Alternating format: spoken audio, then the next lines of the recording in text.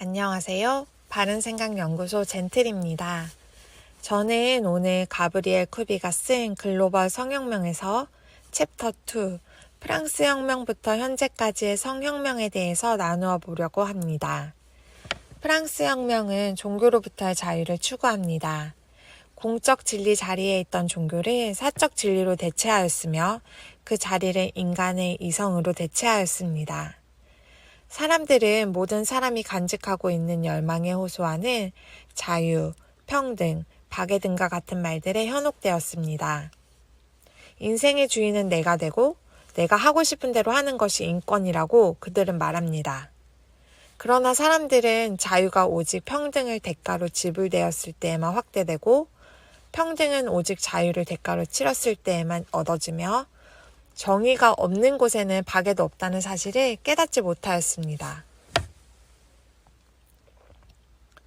우리가 많이 배우고 알고 있는 위대한 지성인들은 인간의 이성을 공적 진리 자리에 놓은 그들에게 철학적, 심리학적 아이디어를 제공하고 문화혁명의 전문성을 키우며 문화를 변화시키는 노력을 시작할 수 있도록 많은 기여를 했습니다. 장자크 루소, 프리드리히 니체, 지그문트 프로이드, 빌헬름 라이히, 알프레드 킨제이 등 언급한 사람들은 이런 일을 한 많은 유명 인사 중 일부에 불과합니다. 하지만 이들은 하나의 공통점을 갖고 있습니다. 그것은 바로 카톨릭과 기독교에 대한 교리와 말씀을 거부하는 것입니다. 그들은 이 교리와 말씀을 지키고 싶지 않았으며 자신들을 정당화시키기 위해 그들의 삶과 어마어마한 창조적 에너지를 기꺼이 바쳤습니다. 그들의 아젠다를 실현시키기 위해서입니다. 네, 맞습니다. 그것이 바로 챕터 1에서 언급된 자유의 이름으로 자유를 억압하는 그 수단으로 사용되는 성혁명입니다. 우리가 베스트셀러 책이나 교과서에서 접해본 많은 철학자들로부터 성혁명이 일어났으며 지금도 성혁명이 진행 중이며 이 성혁명은 소리 없는 전쟁 중에 있습니다. 글로벌 성혁명 챕터 2에 수록된 성혁명의 흐름을 주도했던 몇 사람들을 언급해 보겠습니다. 첫 번째는 멜더스 주의입니다. 저도 대학 때 전공 과목 시간에 이 사람에 대해서 들어보았으며 지금도 대학 논술 시험을 치르기 위해 많은 학생들이 이 책을 읽는다고 합니다. 멜더스 이론은 다음과 같습니다. 세계 인구를 줄이는 것을 목표로 한다. 왜냐하면 인구가 식량 생산 속도보다 훨씬 빠르게 증가하고 있기 때문이다. 그래서 인구를 통제해야 한다고 말하고 있습니다. 이것이 바로 대한민국의 산하 정책의 근간인 이론입니다. 대한민국의 1960년도, 1980년대를 기억하고 계십니까? 1960년대에는 덮어놓고 나타보면 거짓골을 못 면한다. 1970년대에는 딸 아들 구별 말고 둘만 낳아 잘 기르자. 1980년대에는 적게 낳아 엄마 건강, 잘 키워서 아기 건강. 그래서 지금은 어떨까요? 지금 대한민국의 합계 출산율은 0.78명입니다. 두 번째는 마르크스입니다. 그는 계급이 없는 이상향을 추구함으로써 가정에서 남편과 아내를 상하관계라고 이해하여 남녀의 불평등한 지배구조 안에 있는 여자라는 성을 격상시켜 가족을 모두 해체시켰습니다. 그들의 목표는 가족, 사랑, 하나님의 형상으로 태어난 인간의 존엄성을 진리로 삼는 기독교를 파괴하여야만 자신들의 신념을, 가치를 이룰 수 있다고 생각하였습니다. 세 번째는 공산주의적 성향을 가진 페미니즘인 마가렛 쌩어입니다. 그녀는 멜더스의 이론을 받아들여 인구 통제에 지대한 영향을 끼친 사람입니다. 인종차별적 목적을 위한 우생학을 옹호하므로 국제가족계획연맹을 세우고 피임, 낙태, 불임시술을 여자의 권리로 삼았습니다. 그녀는 마르크스주의에 대한 이념을 갖고 있기 때문에 남자와 여자의 당연한 차이를 인정하지 않고 여자가 자녀를 양육하고 기르는 것, 임신하고 출산하는 것을 선택할 수 있다고 얘기하며 그것을 권리라고 이야기합니다. 그래서 여자들의 생각, 마인드를 조금씩 변화시켰습니다. 네 번째는 프로이드의 제자 빌헬름 라이입니다. 사람을 성적인 존재로 본 프로이드의 제자답게 빌헬름 라이는 소아의 성애아를 지키기 위해서 많은 노력을 하였습니다. 챕터 1에서 다루었듯이 성적 지식은 일반 지식과 다릅니다.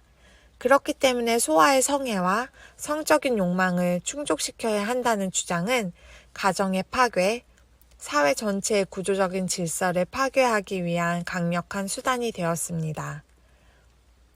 라이인은 자위를 금욕의 해악에서 벗어날 수 있는 방법이라고 하였으며 금욕주의, 앱스티넌스 교육을 하는 것은 순종적인 시민들을 생산해낼 뿐 아니라 강제적이고 전통적인 결혼과 가족 제도를 유지하기 위해 필수적이기 때문에 이를 해체하기 위해서는 사춘기부터 성행위를 시작할 것을 권장했습니다.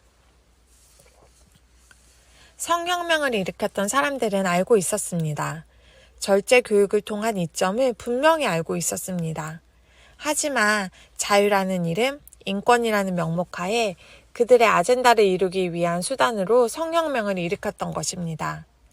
멜더스주의, 우생이론, 마르크스주의, 페미니즘, 아동의 성애와 동성애 옹호의 줄기를 그들은 완성시켰습니다. 또한 그것을 정치적, 경제적, 문화적으로 우리의 삶에, 우리의 생각에 알아채지 못하도록 스며들게 지금도 만들고 있습니다. 1960년대 말 이러한 흐름은 학생 저항운동과 합류하여 큰 물결을 만들었습니다. 그 결과 성해방, 히피문화, 락 페스티벌, 급진적인 페미니즘 등이 학생들에게 영향을 끼치며 그들은 그러한 문화를 즐겼습니다. 이러한 문화를 바탕으로 자신들의 생각, 마인드를 정립하는 학생들은 지속적으로 성적 충동을 자극시키는 미디어를 통해 대중을 성행위와 관련된 이미지에 아무런 수치심을 느끼지 않게 되며 성에 대한 대중의 관점과 태도는 도덕성의 핵심 영역에서 멀어져 버렸습니다. 성규범은 가장 중요한 공적 의미를 지닙니다. 왜냐하면 그것이 모든 사회의 기쁨과 고통에 강력한 영향을 끼치기 때문입니다. 성도덕이 무너지면 가정이 무너지고 사회도 무너집니다. 이러한 이유로 모든 사회는 성적인 규범을 강력한 사회적, 법적 제재 대상으로 삼고 있습니다. 이혼의 합법화, 매춘의 직업화, 피임약의 허용, 동성의 합법화, 포르노의 합법화, 낙태의 자유화, 학교에서의 의무적인 성교육과 같은 법은 현재 제정되어 시행되고 있는 나라가 있습니다. 독일, 영국 등 여러 유럽 국가들은 이미 법이 제정되어 수년간 이 법에 의해 사회가 통제되고 있습니다. 하지만 현재 자유의 이름으로 자유를 빼앗아간 이 법에 여러 가지 발생하는 문제로 인해 사회는 혼란스럽습니다. 신호등은 사회에 꼭 있어야 합니다. 자동차를 운전하는 사람들, 길을 건너가는 사람들의 자유를 위해 신호등을 없앤다면 거리는 어떻게 될까요? 우리 사회, 가정, 특히 다음 세대인 아이들에게 신호등을 꼭 알려주어야 합니다. 규범, 규칙 등을 올바르게 생각하고 말하고 습관으로 정착되고 성품으로 길러지게 되면 가정과 사회는 진정한 자유를 누리게 될 것입니다. 아직 대한민국에는 소망이 있습니다.